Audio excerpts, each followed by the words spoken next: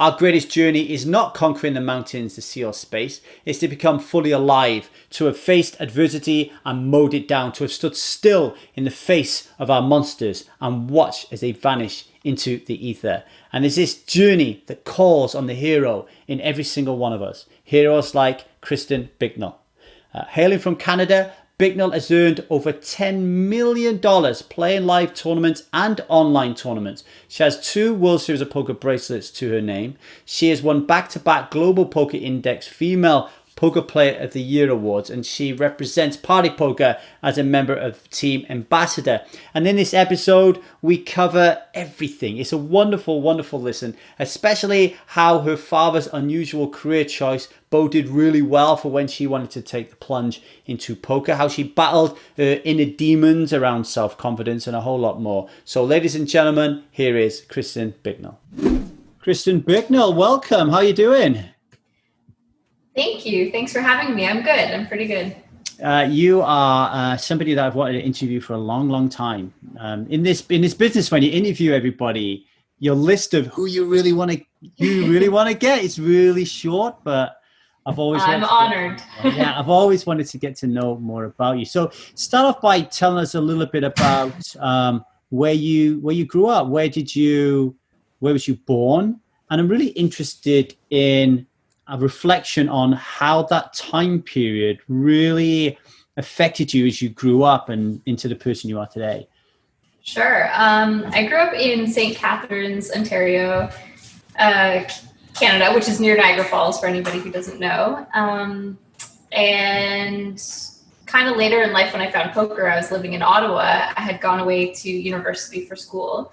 But I guess the one thing about my childhood that sticks out, or that I would say about, how I grew up and everything and how it's kind of influenced me, is my parents, and people seem to be interested by this, is my parents are, they own a small business where my dad's actually a professional race car driver, but they also manufacture race cars. And so I grew up in this kind of industry where my parents, themselves were in a niche industry, kind of this thing that, imagine as being a person and saying, I'm going to build race cars for a living. Like, that's probably something that most people aren't like, oh, that's a great business to get into. It's always, be a teacher, work for the government. It's not a safe industry per se. And my parents have done quite well. They've worked really, really hard. And I think that's one thing that I learned growing up is dedicating your whole life to something. And also that work can be fun, that you can do something that you love as well.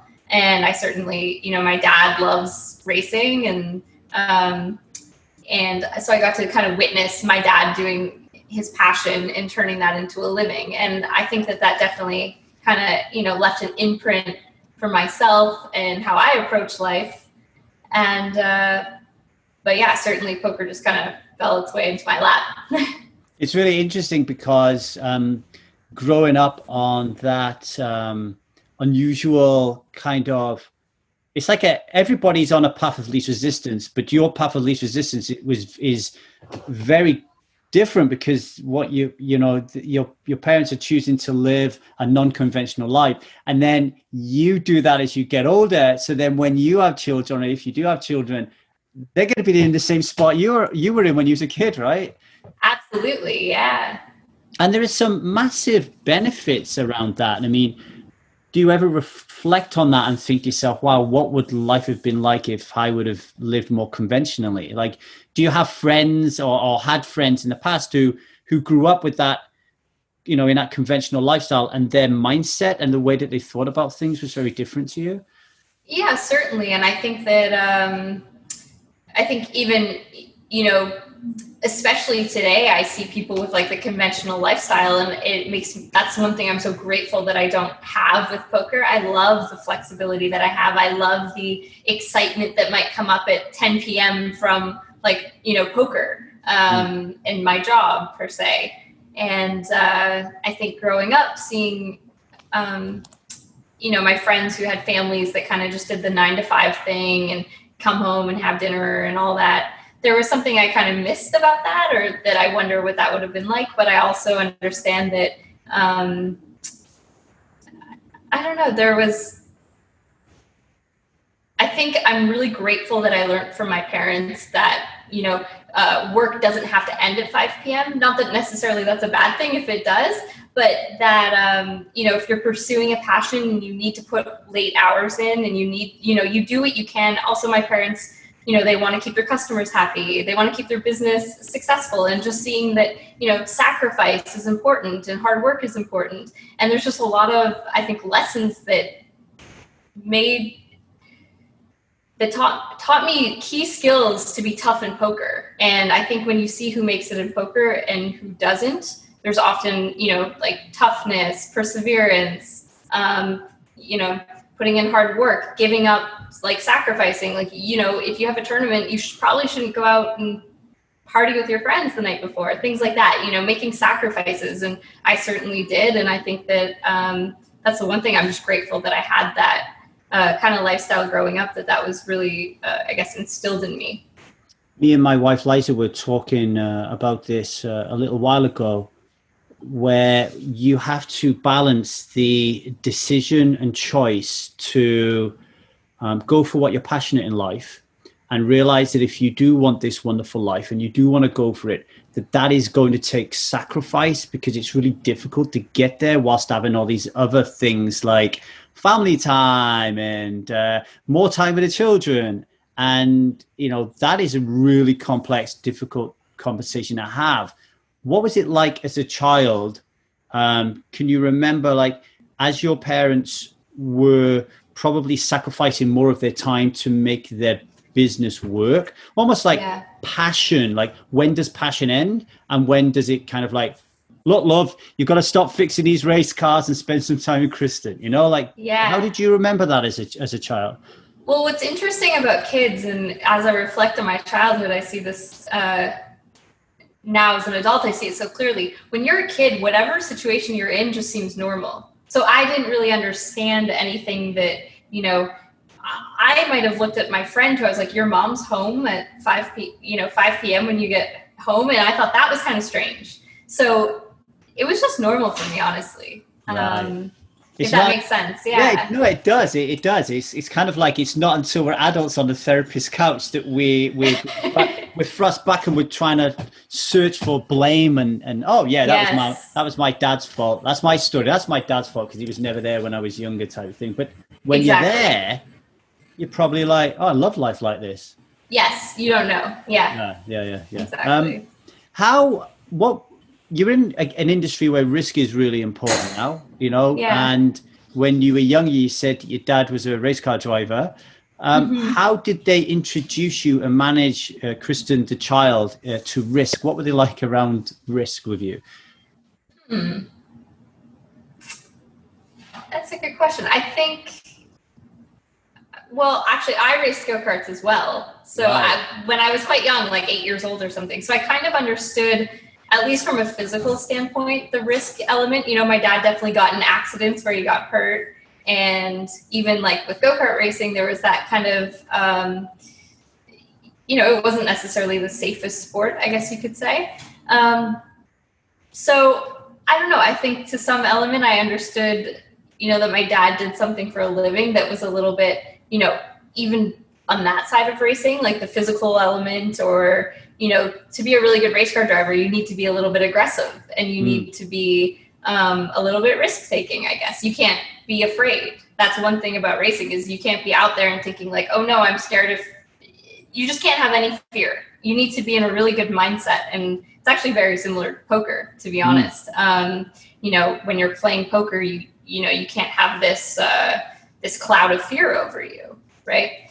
And that's probably something my dad is really good at in racing, I think. But as far as like financial stuff goes, or how do you mean it exactly?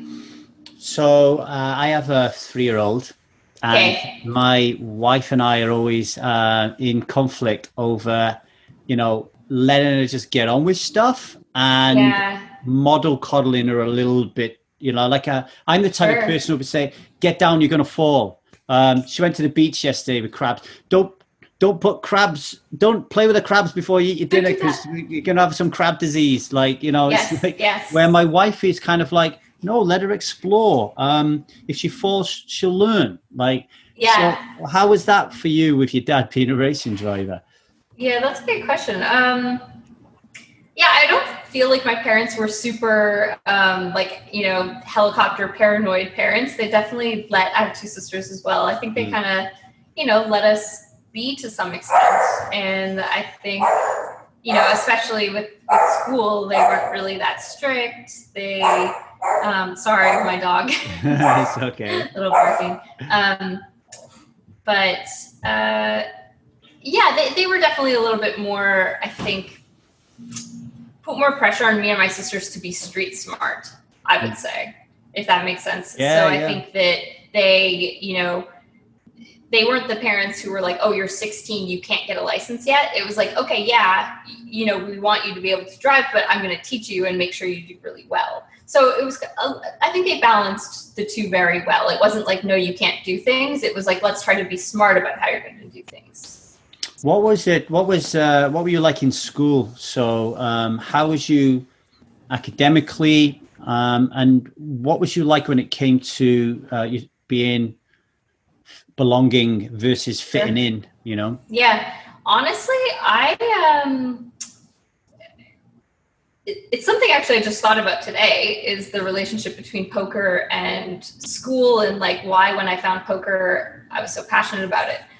But I would say growing up, school was very boring to me. I hated it. I definitely had a really hard time. If I was in a class with, more than 20 people, it was like impossible for me to have any sort of like attention span. And when I was, I think in grade 6, I got sent to a private school where they had much smaller classes. It was actually a really, really good school. They put a lot of emphasis on sports and like extracurricular activities. So we all had to have, outside of your classes, you had to, I'm trying to think of what we called it. I guess, I can't remember if it was like an activity, but it's like you'd have to learn an instrument, or you'd have to take drama class, or sports was mandatory. And they had like an incredibly, like an amazing sports program, especially for high school, especially where I was from. And so I was into all that stuff, but the like actual, classes I definitely struggled with. I was good in math, and I guess like gym was my second best, where I would get better grades. And when it came to, I don't know, something about, I think there's a problem with how we teach sometimes, especially in the university I went to, I think of as a great example. Literally, my classes had 200 people, and it's like you're reading off a slideshow. Like, it's not engaging, it's not interactive. So for whatever reason, I think I just didn't learn very well in like a typical classroom setting. So if I had, certainly there were some great classes that I had that were really hands-on, and I did okay in, but for the most part, I would say I was like a B student. I studied and did homework the least amount I had to get by and get okay grades. I didn't put a lot of pressure on myself to get really good grades. And I just resented the idea of memorizing a whole bunch of topics in order to, spit them out on a test, and like cramming for a test. I just hated all of that. It was like, I knew that intuitively by doing that, you're not learning it, and I don't know. So yeah, I kind of struggled with school, but I got by very well. I was good at, yeah. What, I mean, you like you said earlier on, when you're a kid and you're in that moment, everything just feels kind of like, like normal. Yeah. Now you're an adult, you can look back at that situation and piece it together a little bit better. But how is you feeling emotionally when you're stuck in this place where there's an expectation, like there's a status hierarchy, right? So you'll look around your classroom and there's a status hierarchy of beauty. There's a status hierarchy of intellect. There's a status hierarchy in who's the fittest and healthiest. Yeah. How did you feel in all those hierarchies? Which ones jumped out to you as challenging, and which ones jumped out of you that you think you used to leverage your personality? Well, for one thing, I'm so grateful that I kind of missed the whole social media era. Like, social media came out after, when I was learning poker, I was well out of high school, out of university. So I'm so grateful for that, because I feel like kids these days, like, teenagers these days, must be much, much harder. I feel really fortunate because I think I went to a smaller school, and honestly, like, as far as like social stuff went, my school was pretty good. There wasn't a lot of bullying. There wasn't a lot of that kind of status thing. The private school that I went to, most people came from like families that were pretty well off. Some people had scholarships that they had won, but it was a school you had to pay to get into. And so in a way, I was very privileged to be able to get into that school. But it was, I was very fortunate to be able to go there, and I didn't really experience a lot of like negative things growing up. I think that it was just kind of like high school, especially, was just a time in my life to kind of like have fun. I think that was kind of my, I don't want to say my motto, but that's kind of what I was doing every day. It was like, how do we pass the test as much as we can while, I don't know, sneaking off campus to go to wherever we went. And I was a little bit of a troublemaker, is what I'm saying. Is there anything about your childhood that makes you difficult to live with today?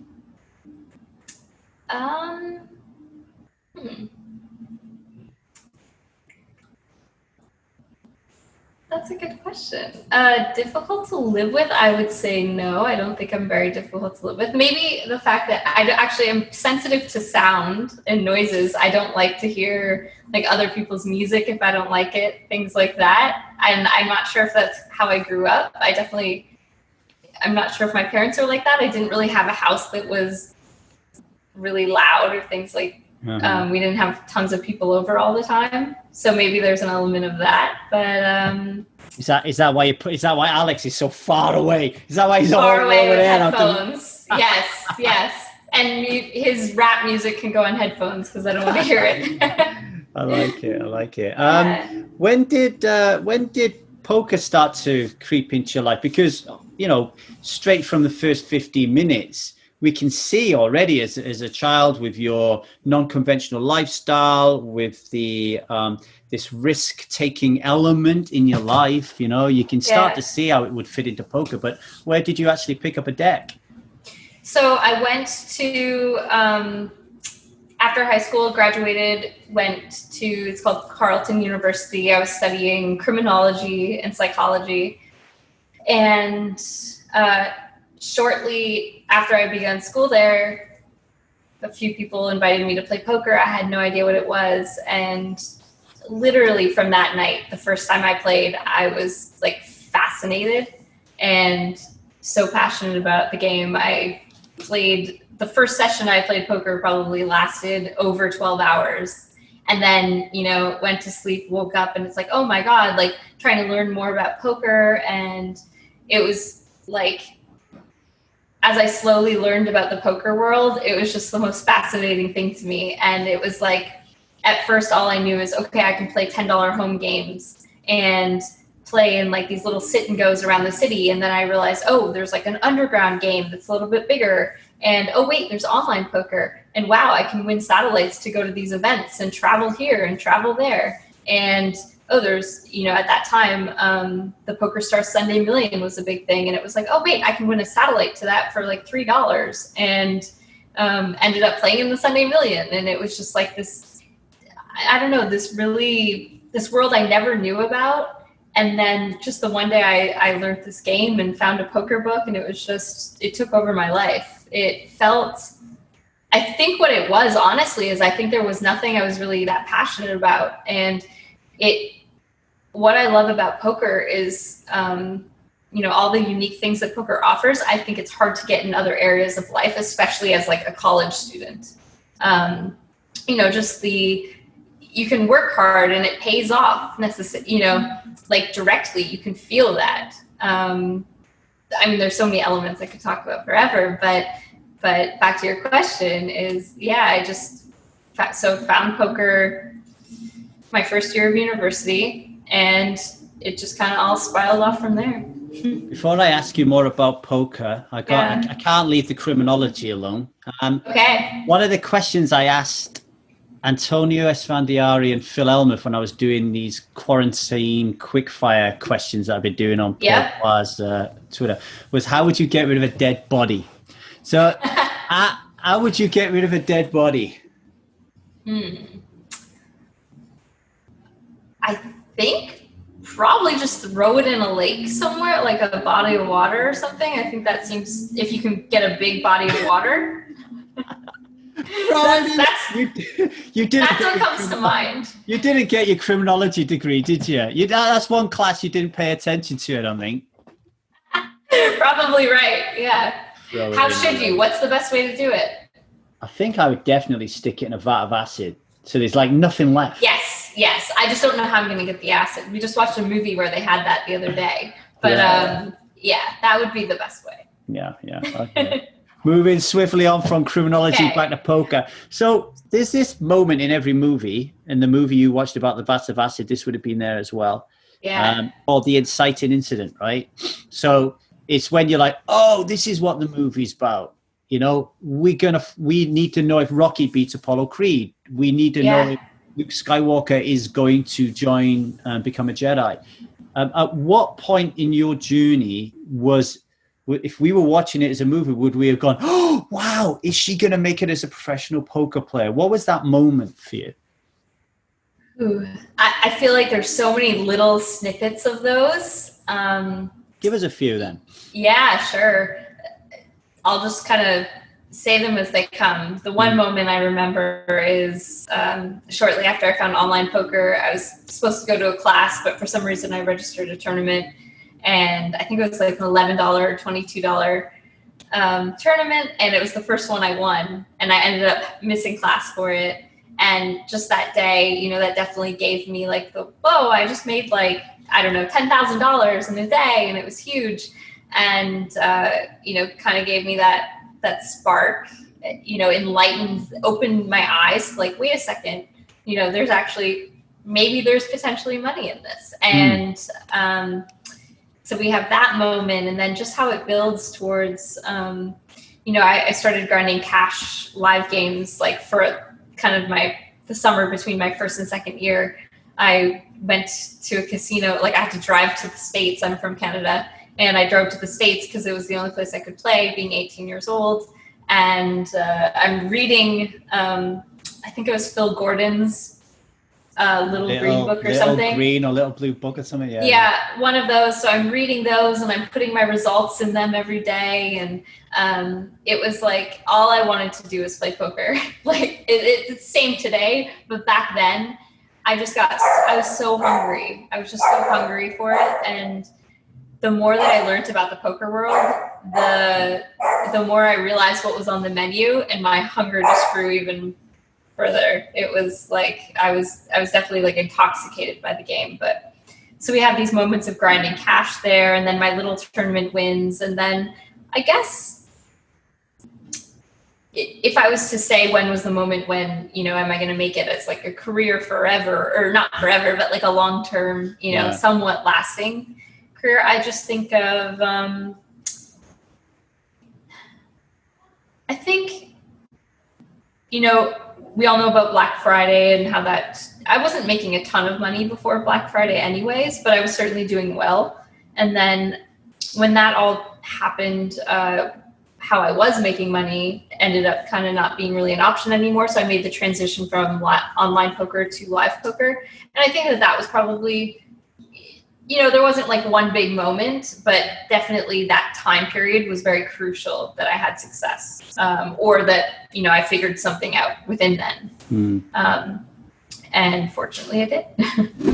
It's time to remind you that if it wasn't for the support of Run It Once Poker, you wouldn't be able to pick the brains of Kristen Bicknell, right? So we need to give them a shout out. Now, Run It Once Poker site is an online poker room for players created by players. And if that appeals to you, head over to once.run/hero play today and pick up a 100% welcome bonus up to a ceiling of $600. Now, there are two elements to this bonus that are really exciting. First, it never expires as long as you play one hand every 30 days. And second, all of your deposits during your first 30 days count towards a bonus. So remember that URL, folks, once.run/hero play.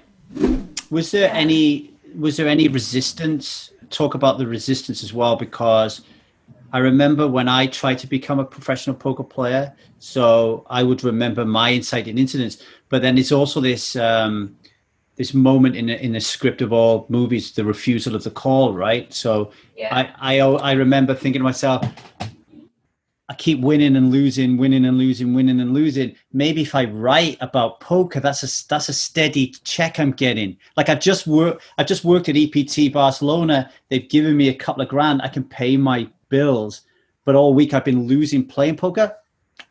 I don't think I'm going to be a poker player. So there was some resistance there for me. What was the moments of resistance for you as you were going through your early phases? And have you experienced any resistance as you've gone through your career, even as you've flourished? This is going to probably sound very naive, but I think for whatever reason, my mind, maybe I'm just naive and I'm not really a future thinker. Those moments for me where I doubted myself or questioned that are so fleeting. I'd have a really bad session and I'd have a breakdown for a couple hours, but then it's like, it always just motivated me to get back at the table. Like, you know, I'd have sessions for like, this is probably my worst side of my poker. I guess my weaknesses in poker is, especially back in the day when I was playing cash games, I never wanted to book losing sessions. I hated the feeling of losing. So I'd have like 30-hour sessions plus. And it was after those sessions, sometimes, you know, they ended up okay, sometimes they didn't. And especially if they didn't, you know, you're exhausted. You have that moment of like, what am I doing? I just stayed up for like 2 days straight of my life. Now I feel like shit. I just lost however much money. But it literally would just, my reaction to that would be like, okay, I'm going to sleep. I'm going to go to the gym and I'm going to show up again.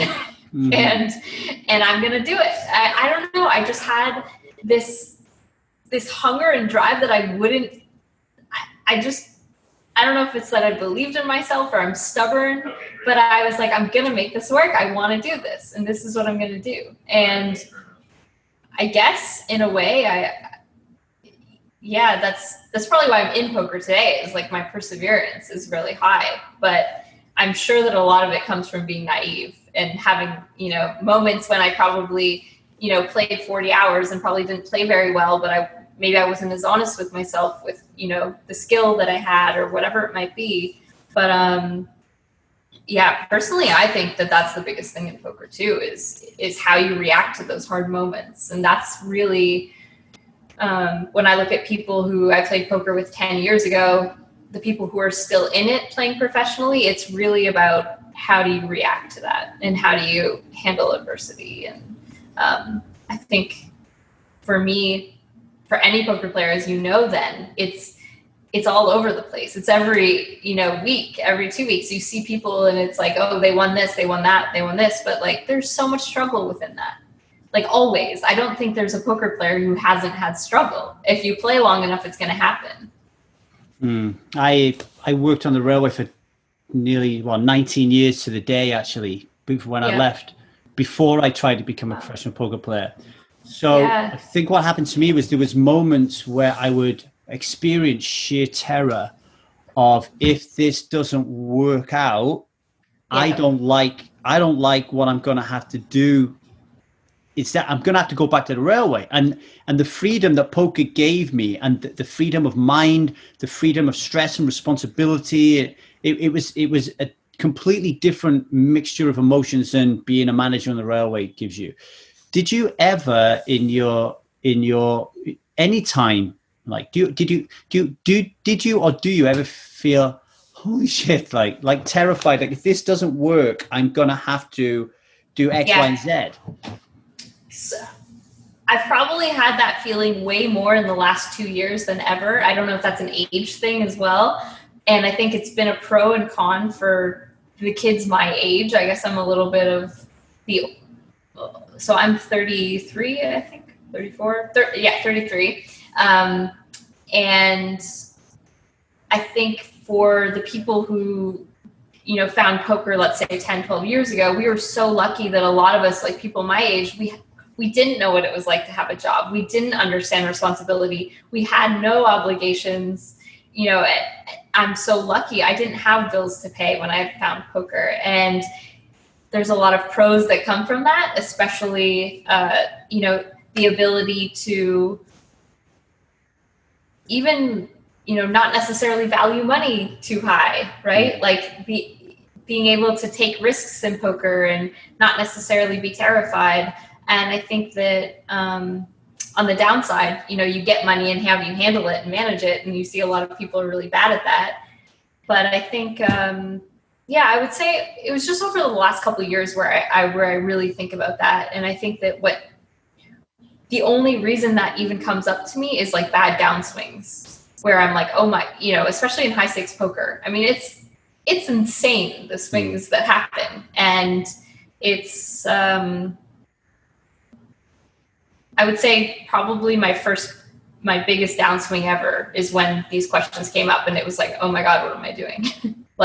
This is kind of crazy. And should I even be doing this or should I just, be playing low stakes? Like, what should I do? And then all these questions come up and, the confidence issues, questioning what am I doing, what are my goals? What am I trying to do? And I think every poker player, I think to some degree struggles with that, right? It's like, what should be my game? Like, what game should I play? Where's the best ROI? Where's the best, mental happiness? Because, maybe some people want to be the best of the best and be in a high roller setting, but it's like, well, no, wait. I've definitely had moments of this where I'm playing I think I want to play, like the 25Ks and things like that. But then I sit down and I'm like, you know what, this actually isn't that fun to me. I actually really like the main events where I'm playing with a mixture of people and I get to really adapt to, this is a pro, this is an amateur. And I like that part of it. And the table dynamics that happen there versus, this kind of GTO setting. So I think it's kind of like that thing where you just kind of adapt as it comes. But certainly in the last couple of years, I've had a lot of these questions. And as you make goals and reach them, they kind of come up too, right? So, 10 years ago, all I wanted to do was, be able to go buy furniture for my apartment from poker money. And now it's like, okay, well, I've done that. And, I have an okay bankroll. Now, what do I want to play? What do I want to focus on? Yeah. No, go on, sorry.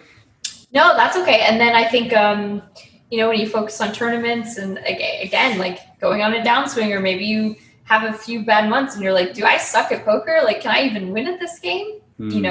Those thoughts have come up countless times. It's just that usually what happens is I wake up the next day and I'm like, oh, I'm ready to get better. Or I just want to, prove to whoever, if it's me, I just want to do it. It just fuels me when I get those emotions. I never react to those of, okay, let me think about something else. And I can't remember who said it. But I think it's the expression, something about don't have a plan B. Like if you have a plan B, you're going to fail. Yeah. Have you heard this? Yeah. And, it sounds stupid to a lot of people, I'm sure, especially someone who's like, well, no, you need a plan B and a plan C and things like that. But it's like, I do think there's something to that. If I just say I have to do what it takes, if I need to, study for hours before I play next time, whatever it might be, it's like, you don't have a plan B, you just do this. And I think I've kind of approached it that way because I know that I love this lifestyle and I know I love poker so much that I want it to work. So I'm just fighting as hard as I can to make it work. What are the elements of the lifestyle that you covet and you really enjoy? Yeah, I think, when we're speaking about when I first found poker, it was so cool to me that, I'll never forget this. I went to visit a couple of my friends at a different college or whatever, and we were all just partying all weekend or whatever. And I remember just feeling like all I want to do is go back and play online poker. Like I had no interest in whatever, getting drunk and going out. And it was I was wondering why, what's wrong with me? Why, am I just a boring person? What is it? And it's it's just that poker is so interesting and fascinating, and it's fun. And to me, it's like this level of enjoyment that I get playing poker versus, going and getting drunk and being at a club is like, I can't even describe it. And I think that, so yeah, just being able to use your mind, it's like so, when you're playing poker and you're in the zone, it's like there's something to me that's so rewarding about that, about how many decisions there are to make and how many things there is to think about and how it's always changing. And like poker's just not boring. It's the opposite. I don't know. I just love it. And even within your own game, it's, you have sessions where maybe you play like a little bit more conservatively, and then you have, sessions where like that was some of my funnest cash game sessions, or, when I was maybe trying out new things with, seeing what I can get away with, bluffing in certain spots or things like that. And I think just the mental kind of the element of like really thinking and problem solving, I love that. And when I think about things that I really like, like puzzles and solving problems, I think I don't know, for me, it's just pretty enjoyable.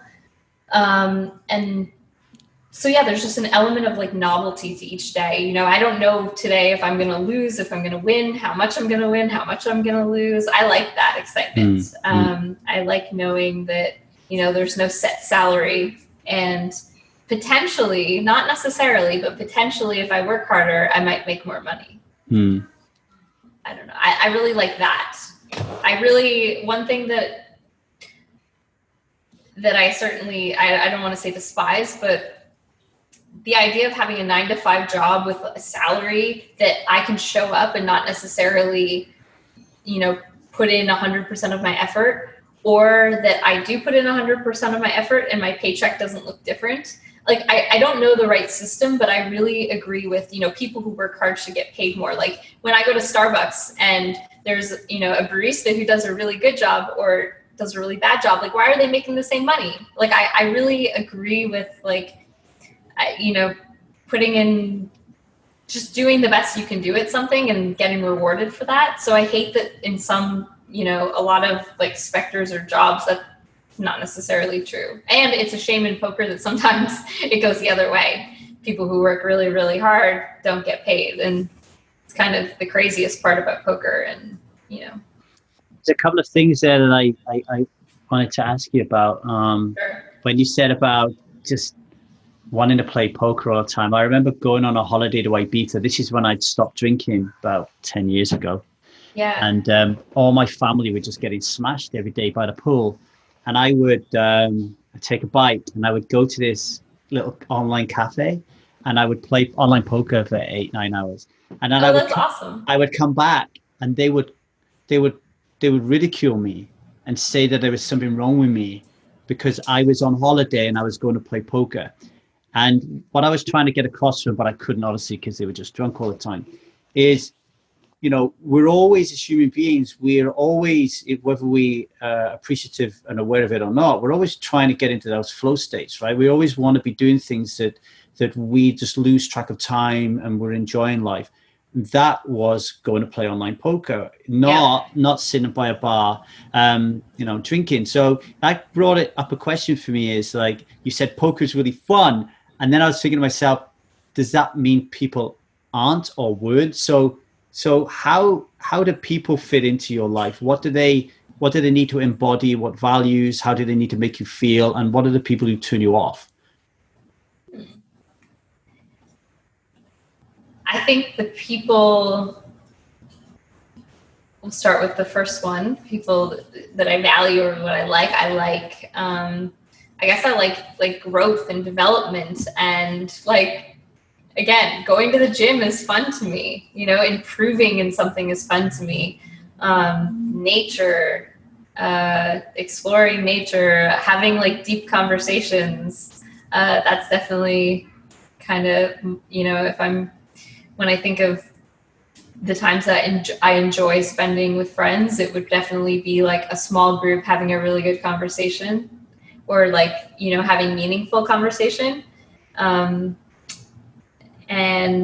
the other side, I guess, is I don't want to be around people who are negative and complaining. And this is something that I feel like it comes up a lot, but like between me and Alex when we were talking, but some people who it's like they want to talk about people or be haters to other people versus just living their own lives and focusing on themselves and what they're doing. And I think that that's something I really value, just people, I guess, getting stuff done on their own and improving themselves. I think that that's like a big interest to me, is just self-improvement and growth. And I know for myself, when I'm happy or when I'm not happy, it usually tends to be that, if I feel like I'm learning or growing or doing better, I just feel better. Has there ever been a period in your life where you've been, do you know when you go for a walk in nature and you see the river flowing and there's something mesmerizing about it, you kind of stop, and the sound and everything about it just seems so beautiful, and then you come to this like plateau, like the water's just still and it's a little bit dirty, there's the old Coke can in there or something, or the water's a bit murky. Have you ever been in that spot in your life where the river hasn't been running so well and you've been a little stagnant? A little bit. And I mean, it's an interesting thing that I still think about all the time, and you've interviewed many people, maybe you can kind of enlighten me in what you think this is about. But it's funny how, especially in poker, you think that, winning a tournament's going to make you way happier than it makes you. I don't think that that's like something I'm saying that's new. I think a lot of people talk about that. I read a great write-up. I can't remember who it was. Oh no, it was a podcast I was listening to, and I can't remember who it was, but he was talking about winning a tournament that was like one of his biggest spots and feeling depressed when it ended, because it was just, it was like, yes, yeah, that's right. And it was on like Olivier's podcast, I think. And I thought it was like fascinating, because to a lesser extent, I've felt that. And there's just this weird, it's hard to describe, but it's this bizarre feeling sometimes after success that you have of like, I don't know if it's a what now, or how do you, it's like drugs, like poker tournaments are drugs. And I think that, sometimes I'm happy I've never won the main event, because I wonder what that experience would do to me in the sense afterwards. In sense of my motivation, or, even chasing a spot like that.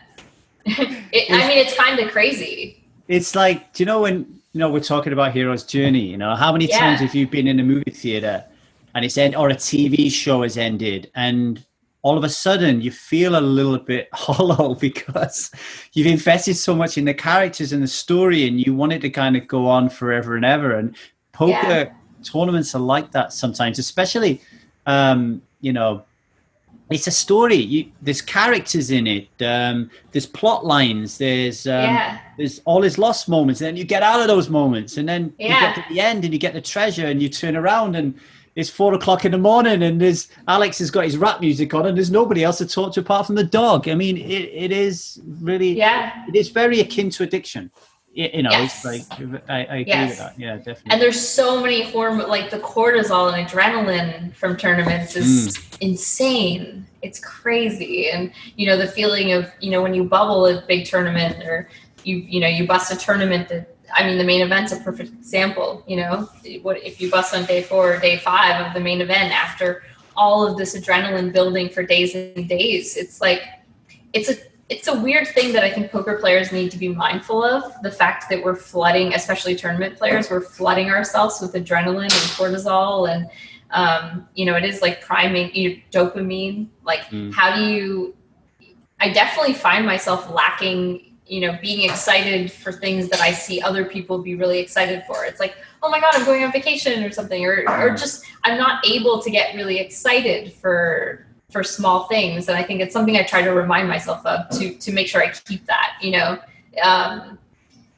something I'm good at is appreciating food and coffee and things like that. But I really try to maintain that level of like, enjoying the experience of going to like a good coffee shop and having a good cup of coffee, because I think that there's just something that, like, you know, poker is so stimulating that it can be numbing to other things in life. And I think it sounds like everybody in sport knows about the pre-routine, like how are you going to warm up. But it actually more and more in recent years, in the last 10 years, the warm down has become really important. And it sounds like in poker, the warm down is equally as, or if not more important than the warming up.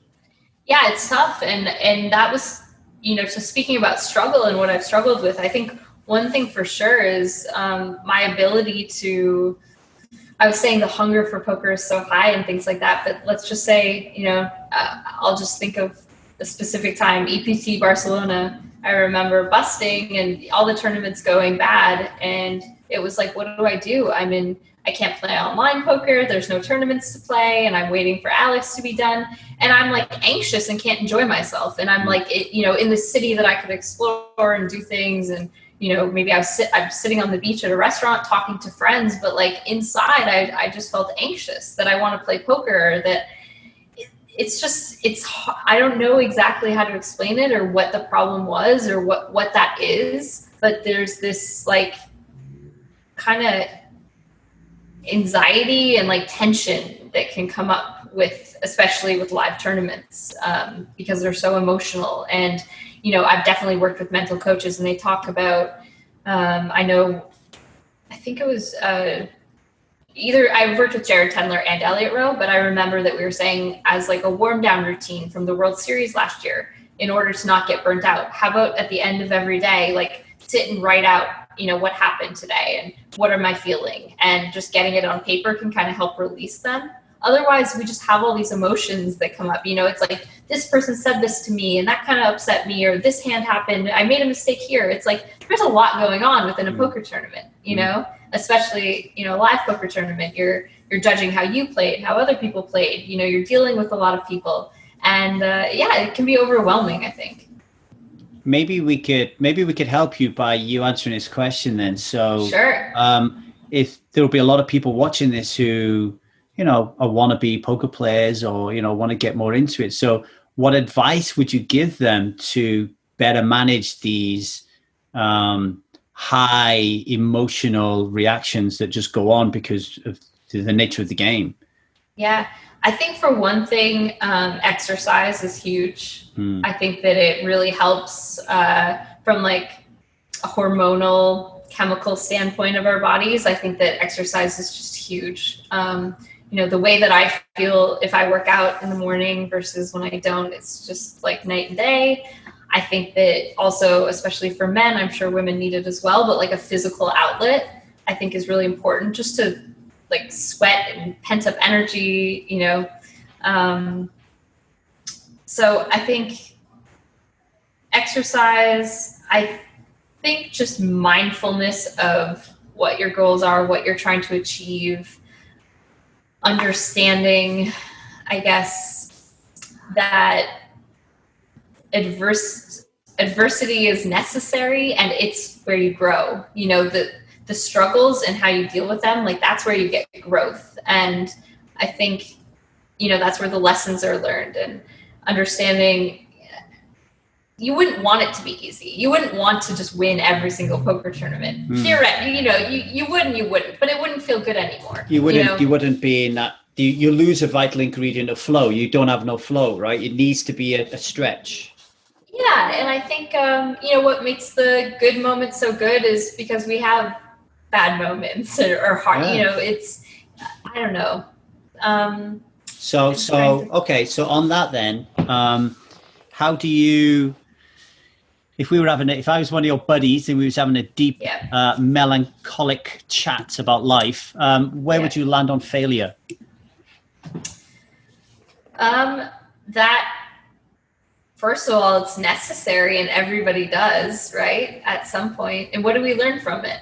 And how do you, if you could say, okay, I screwed up this hand because I did this, and I think of this poker spot in this way, and you can see the flaw in that logic, all of a sudden when you see that flaw, now you don't make this mistake next time necessarily because you're aware of it. And I think that the main thing is being able to, tackle down like what's not working, why are we failing, and then how do we fix that. And I think just again, like with the emotional stuff and like writing down or at least just having the time to, people are different. Some people want to talk to people about it. Other people just, maybe want to write about it. Definitely don't ignore it totally. You have to kind of, if there's situations coming up in poker that you find really you're feeling emotionally triggered by, it's really important to sit and figure out why that is. And, again, going back to like the therapist's couch, there's a lot going on, and poker brings out all of that in everybody. It's impossible to play poker professionally where you don't get like emotional triggers coming up. So yeah, you're talking about like processing. So if we were going to stick a word on it, which going back to what you were saying about the struggle to manage the whole emotional cocktail, processing is a really important element of that then, if you think about it, because afterwards you can like get the pen and paper out, or if you're a vocal processor, you can get on the phone or shout over to Alex or whatever. Seems like really important. And mostly just staying level-headed, like through the highs and the lows. Don't let the highs get your confidence through the roof, because you probably just ran really well. I'm sure you played well, but do you know what I'm saying? Like trying to just stay balanced. I think that if I was to say that to any poker player, especially a tournament player, is like to, enjoy the wins, and you can feel bad during the losses, but try to stay grounded and that can go for life in general, right? Like we can't define ourselves by our success completely. Just because you've won a lot of money, that doesn't make you a good person. And to remember that. And just because you're doing badly doesn't make you a bad person. And I think that sometimes a lot of angst is within those constructs of like, I'm failing, so I'm a bad person, and taking like, that's not true. Do you know what I mean? We tell ourselves stories that we're making up and aren't necessarily true. And something, go on, sorry. You can tell yourself a new story. And I think that's through all, like, I think that's what's important. And it kind of goes back to everything. It is everything. It's, like maybe I can't make money at poker. I mean, there's some logic to it, but then again, it's like, if you tell yourself that story that like, oh, maybe I'm not good enough, maybe all this doubt, all this fear, it doesn't sound like you're going to set yourself up for success. Yeah. I got a question on that. So a couple of questions on that come up for me when you were talking. Sure.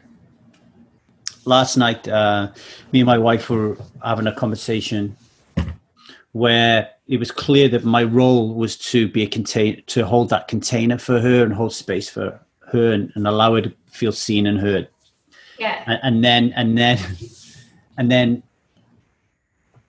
I start feel defensive, and my body posture changes, and I'm losing it. And then she sees me losing it, and then she's like, "Okay, I'm done. Like, I'm not going to be talking to you right now because you're not holding space for me." Okay, on the terms of failure, that is a repeated failure of mine, which I don't want to be that guy, but I'm continually working on it, and I'm talking a decade, and I'm still working, right? When it comes to failure, like in that instance, we could say it was a failure, but I'm learning from it, even by just talking to you about it, is processing it.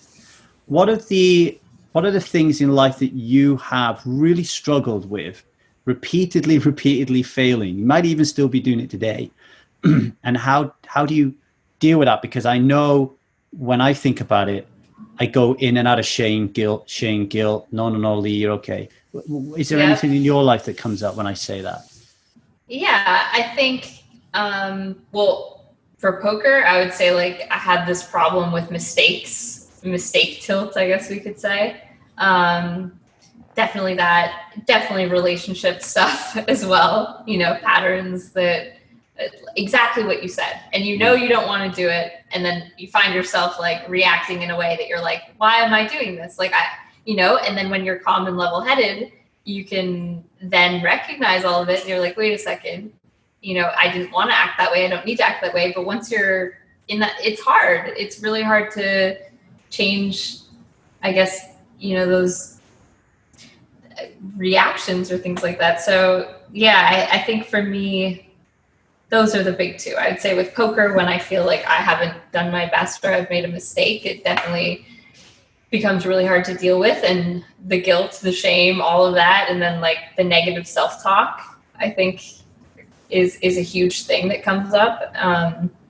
And that kind of, can then trickle. And something that I've actually, I think, made a lot of improvements in. I think that I used to be like an insane perfectionist in that way. And if you are like that, really all you're doing is avoiding, the feeling of making a mistake or failure. You're going to limit yourself. And then so I've done a lot of work on that for sure in the last, definitely the last few years. And then, as you said, like relationship, emotional kind of reactions to things that we have, like, it's tough. To become a winning poker player, you need to invest in your development, and there's no better place on the planet to do that than Run It Once, okay? So if you sign up to Run It Once training site today, you will receive 2 new training videos daily, plus you get 3 elite videos. And one of those is from the founder himself, Mr. Philip Galfond. So here is the link you're looking for to join that. It is once.run/hero learn. Now back to Kristen Bicknell. It's when you talked about, thank you for being so candid and open with that, by the way. Yeah, no worries. When you said about in the moment falling into the same old mistake, like I'm talking about relationships. Yeah. Probably tied to stories, which you were talking about at the same time. But then afterwards, when you've got a clear level head and you're kind of processing, you're kind of like, fuck that up, right? What do you do then? Like, how good are you at, I work on this thing when I help people quit alcohol. There's this philosophy of rupture and repair. So if you're in a relationship, I would rather be in a relationship that is having 10 ruptures a week and 10 repairs a week than one rupture in 25 years, which is never repaired, right? So how good are you at repair? That's a good way to say that. That's a good question. And as a relationship, what you were saying with your wife, it's like it's two sides, right? So she has her responsibility and you have yours. So you can only do your best. And I think for me, understanding like what you were saying about the guilt or shame,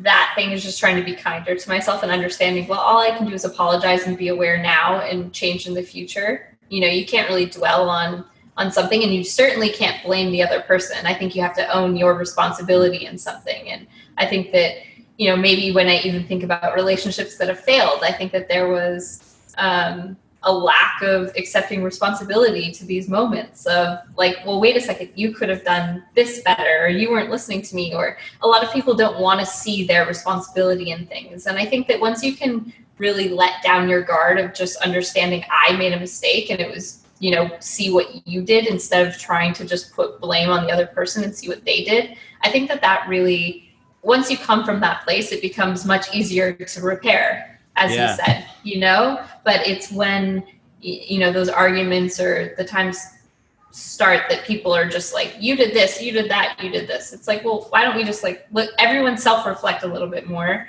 And then I think it just, it creates an environment where repair is much easier. Yeah, I always remember a good mentor of mine saying, if you ever get lost, Lee, just always find a grain of truth in what the other person's saying. No matter how much it hurts you, find a grain of truth somehow and be authentic about it. So if someone turns around and says to you, do you know what, you're the biggest dick I've ever met in my life, then it's like, do you know what, I can be a real dick. Yeah. And I imagine that's really tough on you, so. Yeah. Why weren't we taught these things in school when we had 200 kids in class, man? I know. There's so many lessons we should have been taught in school that we're not. I talked a little bit there about mentor. So obviously, I've had mentors that I remember as a child, mainly in sport, football. But my in work, in career, on the railway. I remember one in particular. But most of my mentors have leapt out of literature. I haven't even met them. Coaches later on in life. Who have been the most influential mentors in your life? You could pick one. You could pick 1 or 2, 3. Doesn't matter. Sure. But you're not allowed to say mom and dad. Everyone always says mom and dad. No, I won't. Honestly, one of the biggest influences on my life in the last, I guess it's even 12 years, is the Joe Rogan podcast. Right. I guess not necessarily just from Joe himself, but all the people he's had on, and certainly himself. Like, I find him like a really inspiring person, and I've definitely been able to see, how he grows, and that he's learning from all his guests and taking in information. And like, there's times when before poker tournaments, to get me in a good state of mind or whatever it might be, to get like pumped up, he has a lot of really inspiring people on his podcast. And yeah, I think overall, like, I've had people come and go out of my life who've certainly been inspirational and helpful, but that's one thing that's kind of remained consistent. And certainly, I can't really think of specific people who he's had on, but I know that there's a lot of podcasts that kind of hold, like, are of greater weight than others, and have been, really impactful. And whether it might just be opening my eyes up to like new information of maybe like diet, nutrition, lifestyle. And I think that's kind of like, I love, again, like the learning new information and finding new guests and finding things out. And something I thought about recently, what I miss about live poker is just even like the conversations I've had with new people, that it's like, oh, you should try this restaurant. And then, they open my eyes to a restaurant that I love. Or recently someone recommended like a meditation app that was like the first app that actually like rang true to me. So I've been meditating for 3 months, and it was like, I never would have done that had we not had that conversation, or who knows how I would have found it. Share the app. What's the app? It's Waking Up with Sam Harris. Oh yeah, Yeah, I love Sam Harris. And listen to the David White poems. Have you heard the David White poems on there? No. Oh, every morning I wake up and I stretch listening to David White's poems. So there's a section on the app. There's a section on the app called Practices. Yeah. And there's Meta, Kindness in there, Koan, and David White. Listen to the David White ones. Yeah. I'm looking at this right now. Okay, sweet. I will do that. Yeah, I like his little lessons that you can listen to. Actually, I would do that as well when I'm waking up. Do you listen to his podcast, Sam Harris podcast? Yeah, I do. Some of them. Again, like Joe Rogan's up there. I always listen to his podcast, and then I have like my other ones if I. Because I got a question on that actually. Because sure. Sam Harris's podcast is my Joe Rogan podcast, I guess. Oh, awesome! But just recently, his podcasts have been about existential risk, nuclear war, the whole kind of like Black Lives Matter thing, the pandemic. So everything's been kind of like really kind of like low energy nihilism kind of like thing. And it doesn't. You said that's the perfect word, low energy. It doesn't affect me. Like, I don't feel it affects me, but I do think to myself, oh, I wonder if that affects other people. So how are you, would something like that affect you? You talked earlier on about people being negative, right?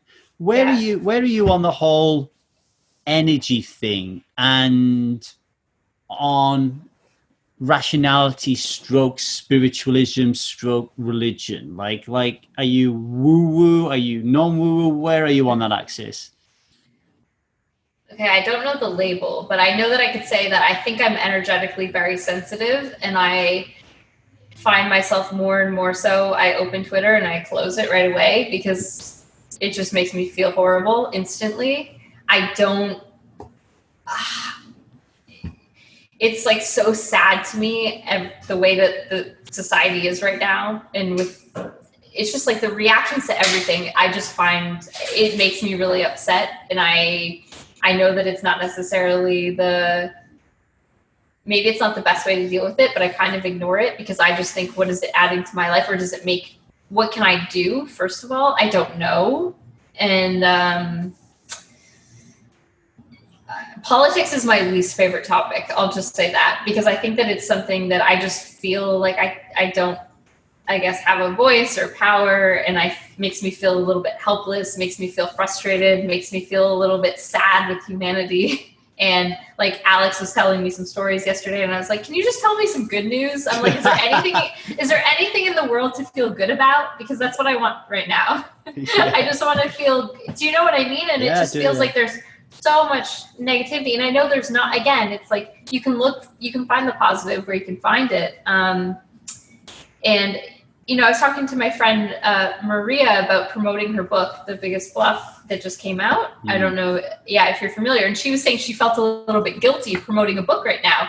And I was trying to say to her, like, don't feel that way, because people still want positive things in their life. People, want good things. We don't need to only talk about, pandemics and racism and, these kind of heavy topics. So I don't know.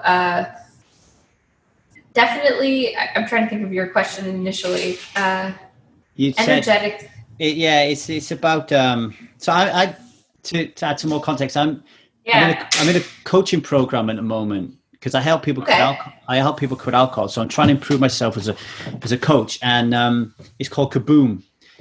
And the people on there are very, very in touch with their spiritual side of themselves.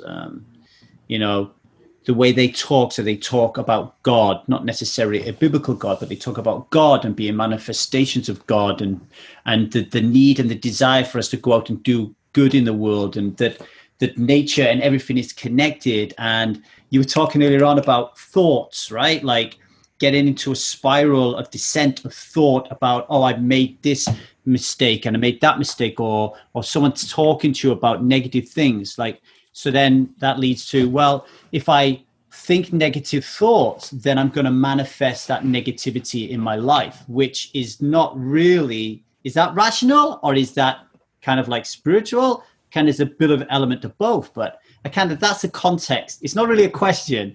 It's more of a kind of like a discussion point. Like, I don't see any crystals or salt lamps around behind you, but you know what I mean? Yeah, no, I know what you're saying. It's interesting. And I think awareness, like, is where it all begins, right? Understanding like negative stuff, and then what's the positive take you can, here's this problem, what can we do to solve it? What's the positive side, I think, is like a good way to start. I think, I'm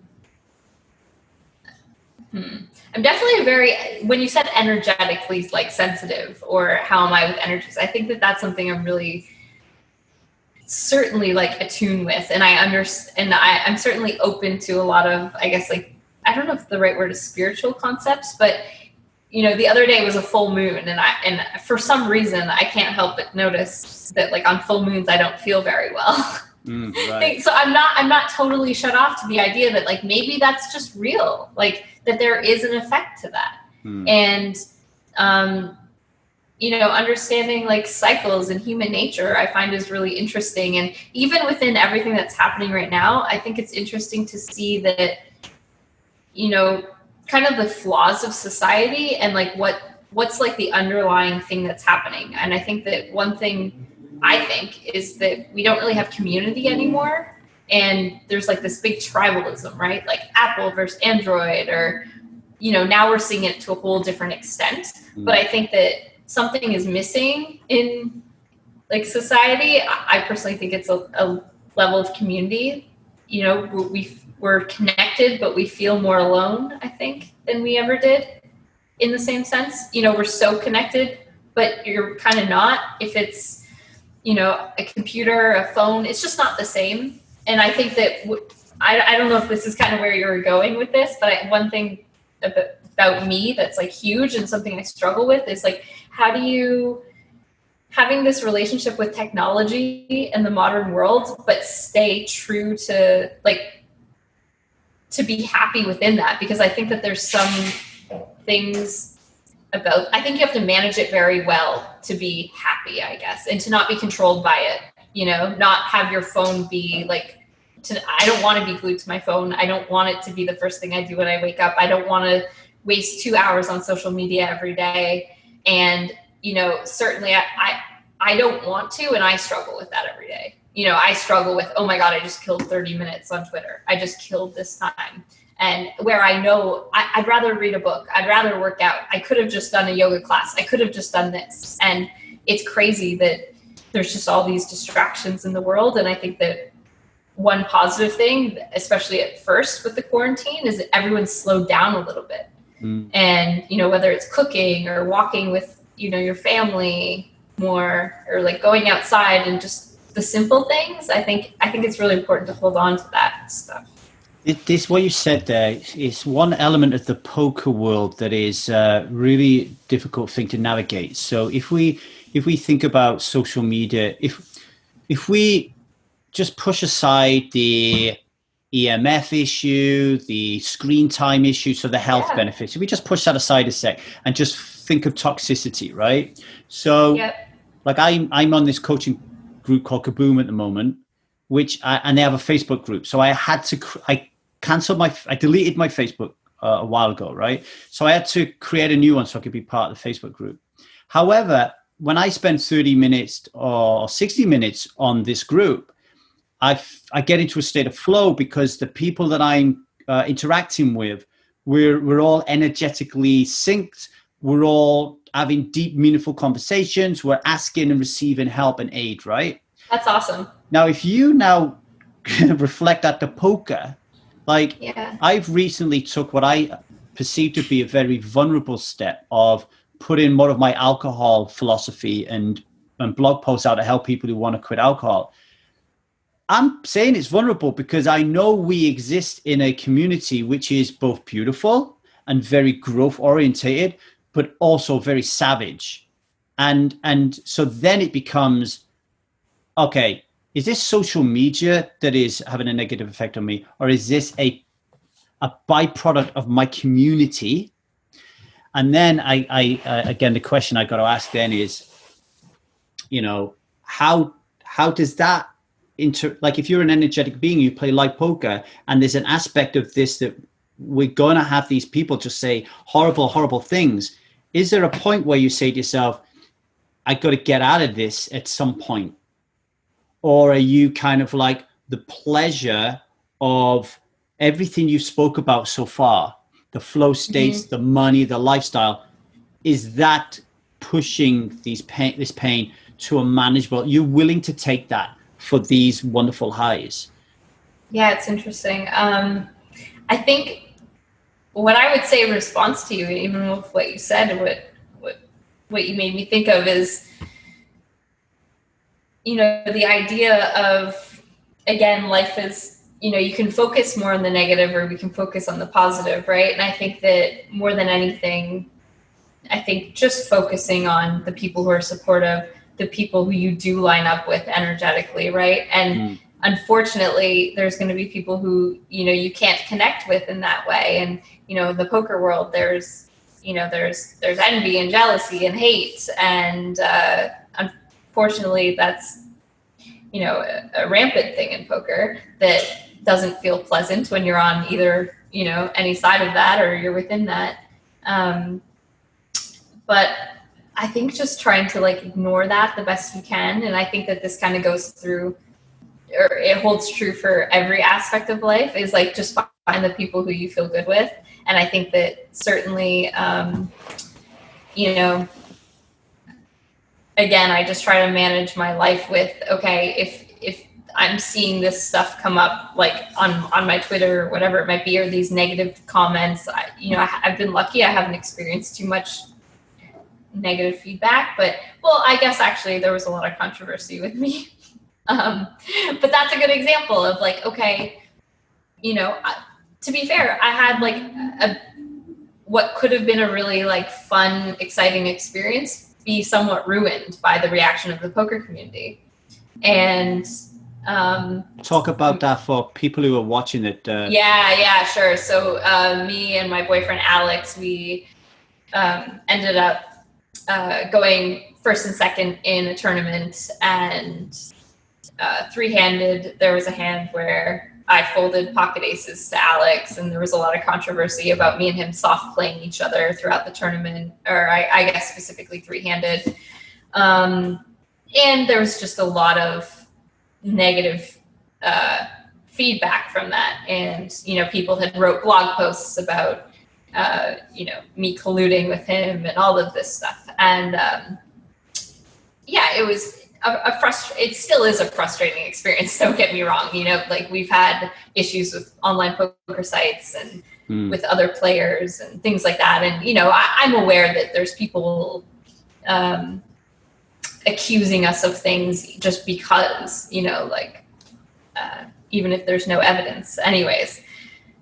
So that's a good example of like, okay, now throughout that was during the World Series of Poker that happened. So for 30 days later, I have to, you know, I'm walking in the Rio passing people who I just read them write something terrible about me online. Yeah, it was pretty funny actually, because a couple of people I can think of specifically, they were very outward on Twitter about what they want to say negatively, but they won't say it to my face. Yeah.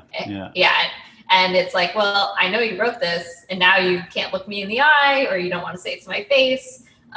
You know, that's another thing about the culture that I hate of like, you know, now that we have social media, we can be these negative people behind a screen, but then face to face, people don't say anything. It's like, why don't you come talk to me? Why don't you say it to my face? Yeah. You know? But anyways, that was a good example of, okay, you know, there's all these people who, you know, I think have made misguided opinions. I didn't feel that I did what they're accusing me of. I disagree with them, whatever it might be. They're saying terrible things about me, and just understanding, okay, they don't know me.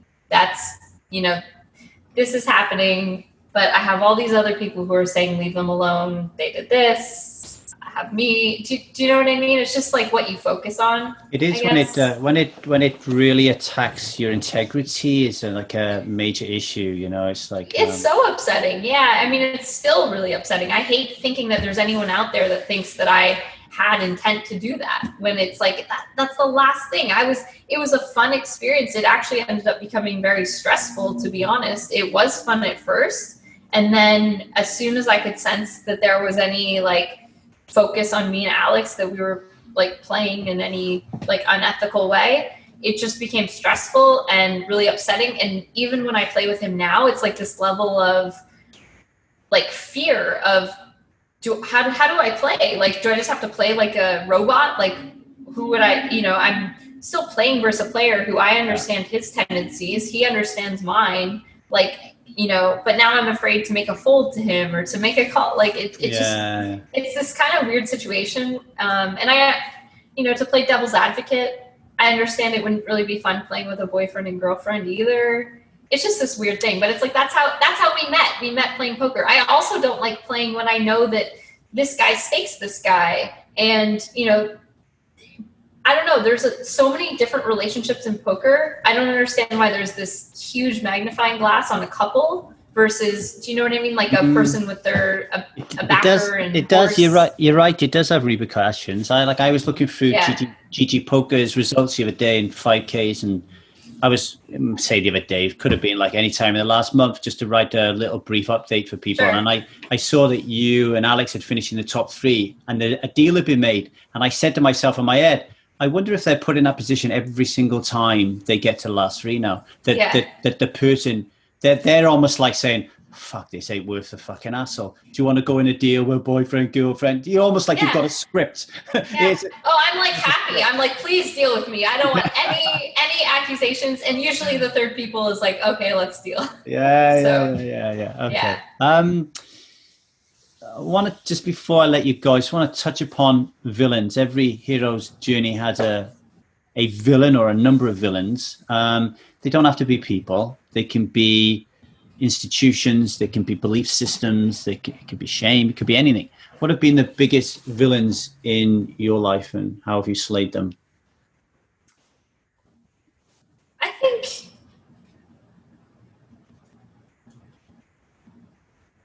I think that I would say it would be my own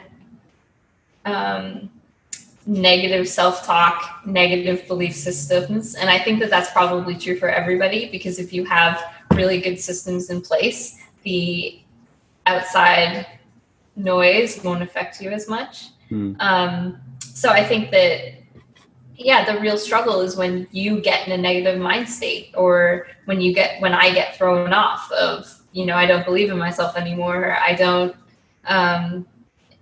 maybe I'm not taking care of myself as well as I should be. I'm, lost in this kind of, I guess this would fall into self-care. I just think of moments where I get really, in a downswing.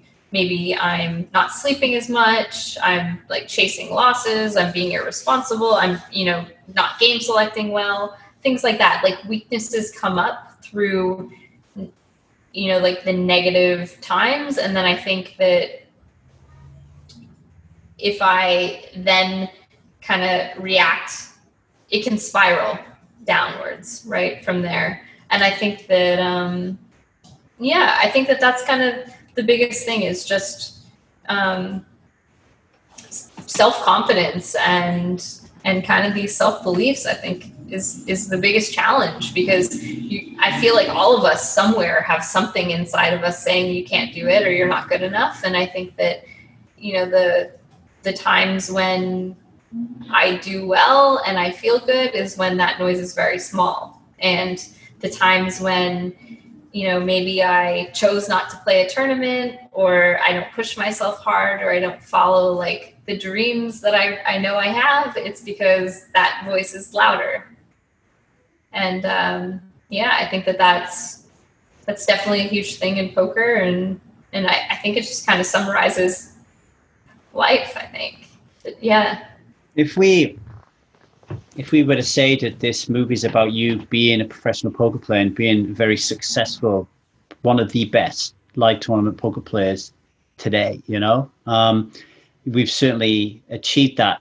So normally the hero then goes back to their ordinary world, a transformed person, right? So how would your ordinary world, the world before poker, how would it welcome you? How different are you now to that person pre-poker? It's hard to think back. I was 18, but I would say that even if we go to the beginning of my poker career, because I think I was young, and I think kind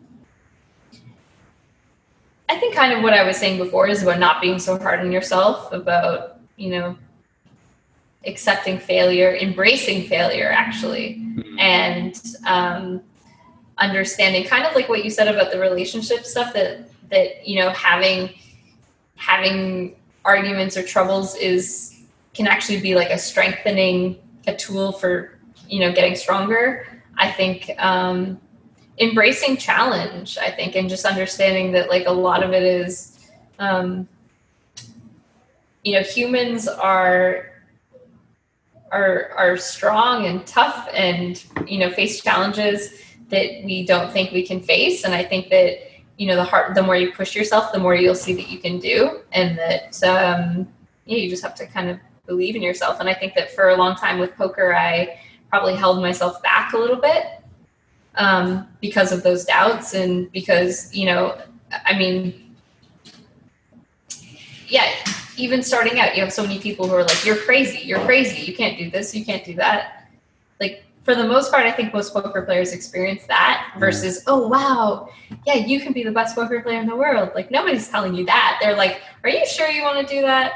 I don't know. Even when you sit in when I sit down in a poker room today, it's like I face all these feelings of like, oh, wow, all these people think I shouldn't be playing this tournament, or they don't think I should be here. And all these stupid thoughts that go in your head that just limit your ability to play good poker. And I think if I could have quieted that noise earlier and get better at that. That's kind of the goal. And I think that would be a big thing. And I think just understanding that you don't have to do it all. There's no rush as well. I was in this big rush to, get out of a downswing, chase back winnings. It's like, the reminder again of like enjoying every day, not just getting everything from poker, I think is important. And I try to remind myself of that, but it's hard because you love poker, you want to do well at something, but maybe you can go to sleep, you can go to the gym, you can do other stuff. You don't have to wake up and rush to the poker room.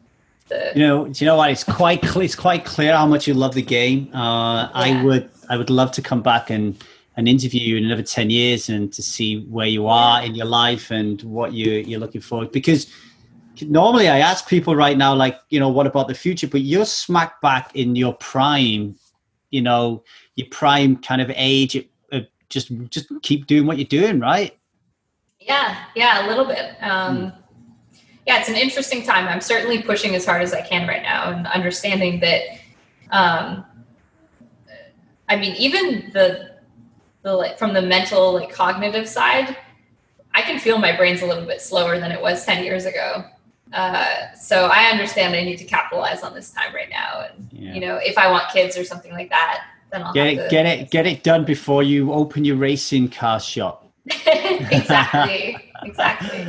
Kristen, thank you very much for joining us on the hero's journey and being really open and vulnerable. I really appreciate your time here. Thanks very much. Thank you.